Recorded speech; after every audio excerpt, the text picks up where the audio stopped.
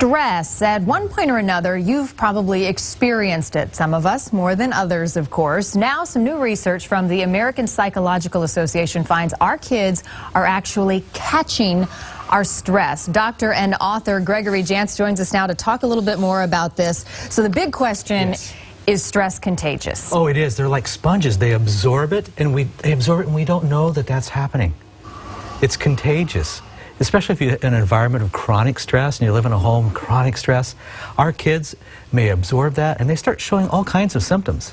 What do they express when they're stressed? Well, there's the physical symptoms. They may have insomnia, not sleeping well. We may have complaining of stomach aches. Sometimes there's kind of a regression that goes on. They go back to kind of like younger ages, bedwetting, and they're looking for comfort. And they're looking to reconnect and get that sense that everything's okay. Of course, there's the emotional signs as well we need to look for. The kid may isolate, they may find themselves constantly angry, they may be doing behaviors and kind of rebellious in order to really look again for that sense of comfort. But we also need to know that, you know what, some stress, Marnie, is normal. We need to normalize some of this. And we need to look at ourselves, how we're dealing with the stress. Right. Well, and if we're not dealing with it well, our kids aren't going to deal with it very well. Oh, absolutely. And they can, again, when they absorb that, it's kind of subtle and sneaky. We don't realize it's happening. Talk to us about the term attunement. What exactly is that? Okay, attunement means I've bonded. I bonded with my mom. I bonded with my caregivers.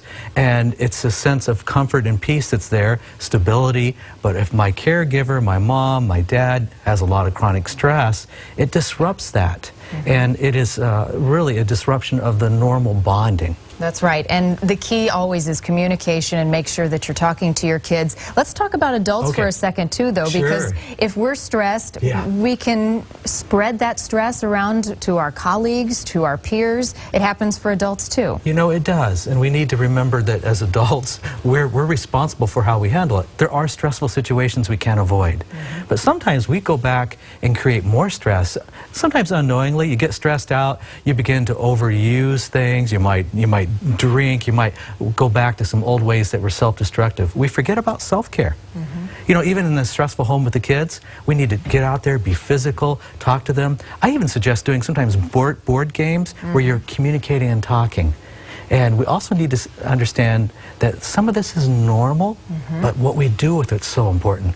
And you have to acknowledge that you are stressed out. It's okay, what you're saying. It's okay to be stressed, but acknowledge it, talk about it, and make sure that, especially if you have youngsters in your house, that you're attuned to what's happening to them. Absolutely. Remember, there's 3 deadly emotions: anger, fear, and guilt. Watch how you're handling those. Okay, Dr. Gregory Jantz, thank you as always. Appreciate your advice tonight. All right, just how valuable of an employee are you? Does that stress you out? We're going to learn about the secrets that could make you indispensable coming up next.